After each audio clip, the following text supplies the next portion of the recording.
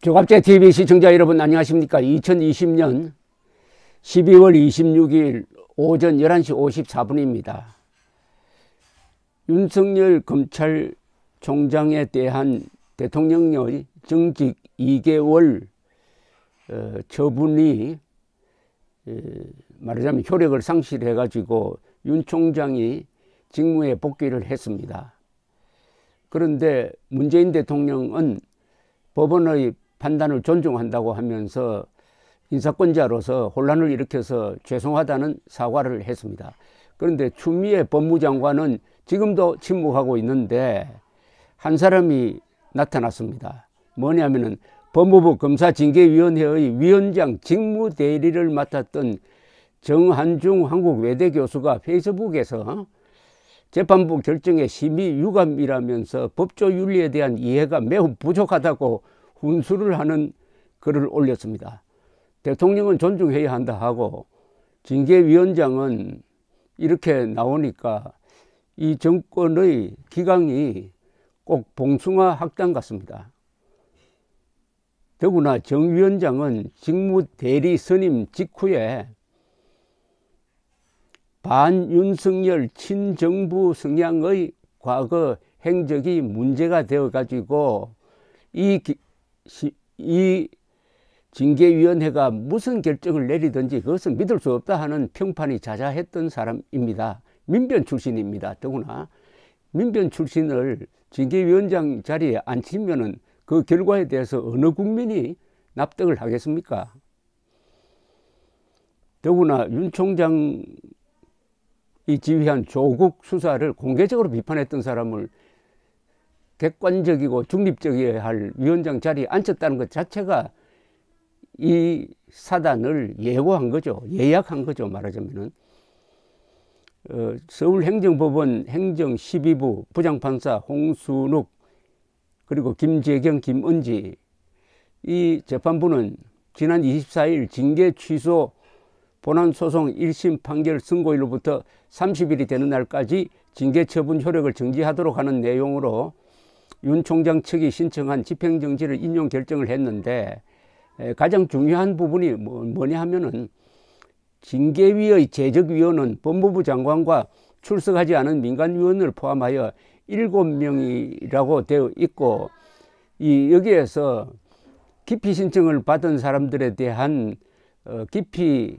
여부를 의결하려면 제적위원 과반수 위원인 4명이 참여를 해야 하는데 징계위가 제적위원 과반수가 안 되는 3명이 참석한 회의에서 기피 신청을 기각한 것은 의사정족수를 못 갖춘 원인 무효라고 판시를 했습니다. 여기에 대해서 정 교수는 검사징계법, 공무원 징계령은 심의와 의결을 명확히 구분하고 있다.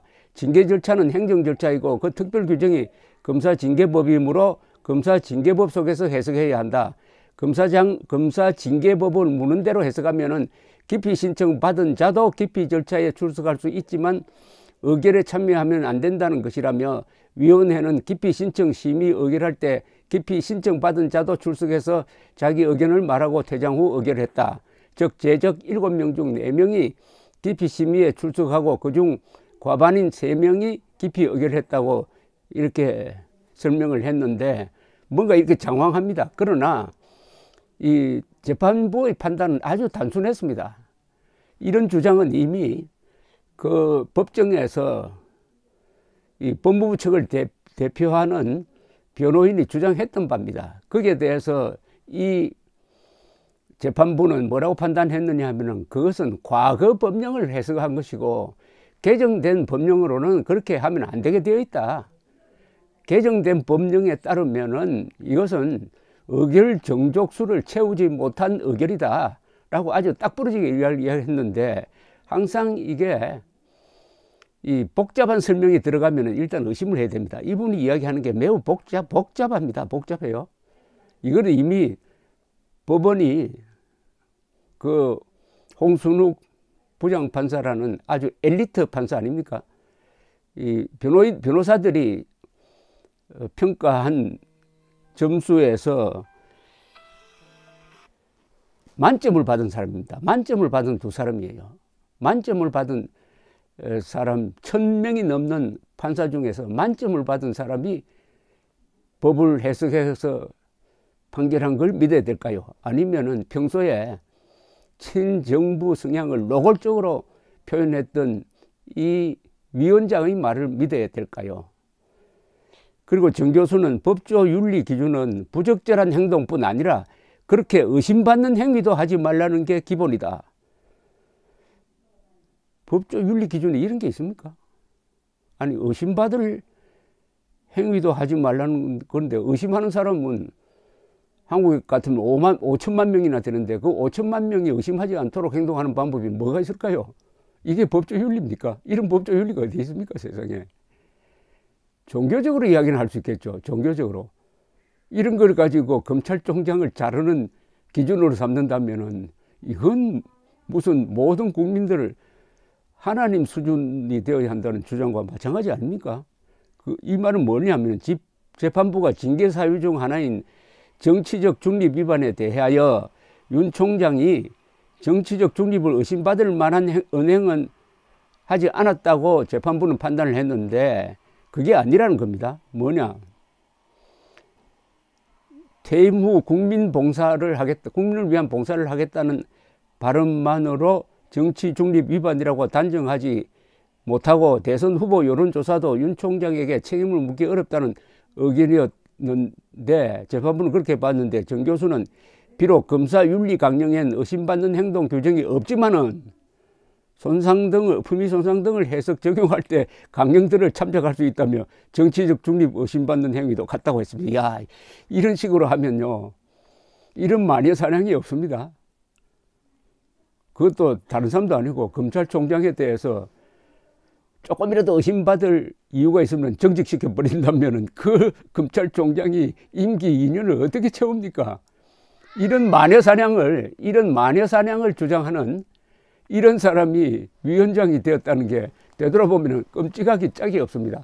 윤 총장이 정치적 행동을 했다는 것은 딱 두 가지입니다.